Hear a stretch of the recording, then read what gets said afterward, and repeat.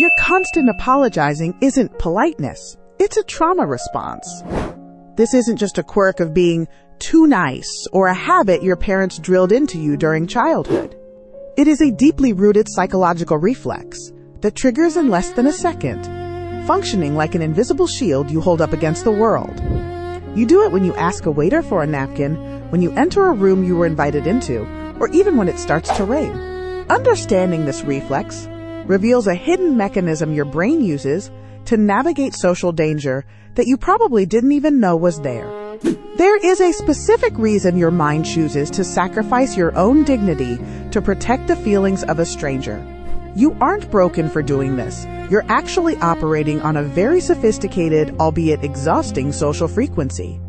When you apologize for things you didn't do, you are often engaging in a biological safety maneuver that exists to prevent conflict before it even has a chance to start. This happens because your internal alarm system, the part of your brain that scans for threats, is hypersensitive to any sign of social friction or disapproval. You might find yourself saying sorry before asking a simple question at work, or even when someone else bumps into your chair at a coffee shop. You aren't trying to be polite in these moments. You're actually performing a high-speed scan of the other person's emotional state to ensure you aren't a target. This behavior is a form of social buffering, fawning, where you preemptively take the blame to disarm any potential aggression from the people around you. It's like your brain is constantly trying to smooth out the jagged edges of every interaction so nobody gets cut, including you. When you live in this state, your mind prioritizes the comfort of others as a way to guarantee your own safety in the group. You end up carrying the emotional weight of the entire room, just so you can feel a temporary sense of relief. This constant self-correction creates a heavy burden of invisible debt that you feel you must pay back with every sentence you speak. You feel a wave of intense anxiety the moment you think you've mildly inconvenienced someone, and that anxiety only disappears once the word sorry is accepted. If you don't say it, you feel exposed, as if you've left a door unlocked in a dangerous neighborhood. This mechanism turns every social interaction into a high-stakes negotiation for your right to occupy space. The exhaustion you feel at the end of the day isn't from the work you did, but from the hundreds of tiny apologies you used to keep your environment stable. You are essentially trading your own self-worth for a moment of guaranteed social peace. In 2013, a researcher named Allison Wood Brooks at Harvard Business School decided to look into why people apologize for things they clearly can't control, like the weather.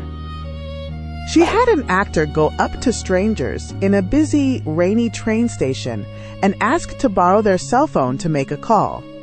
In one scenario, the actor just asked for the phone. In the other, they started by saying, "I'm so sorry about the rain," before asking. The results were startling because people were significantly more likely to hand over their expensive cell phone to a total stranger if that stranger started the conversation by apologizing for something that wasn't their fault. This happens because a superfluous apology acts as a powerful social lubricant that signals you are a cooperative, empathetic person who can be trusted. Your brain has learned that by taking the blame for the rain, or the traffic, or a crowded elevator, you are signaling to others that you are not a threat. It's a brilliant, if frustrating way to build instant rapport by showing that you care more about the other person's comfort than about being right. You use these apologies to bridge the gap between yourself and others, creating a soft landing for any request or interaction. However, this same mechanism can lead you to apologize for your own existence, like saying sorry for taking up a seat on the bus or for having an opinion in a meeting.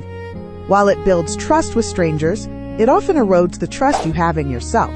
You begin to believe that your presence is an inherent inconvenience that requires constant payment in the form of apologies. It makes you wonder, if saying sorry for the rain makes people trust you, what does saying sorry for your own needs do to your soul? Does apologizing for things you didn't do actually make you a better person?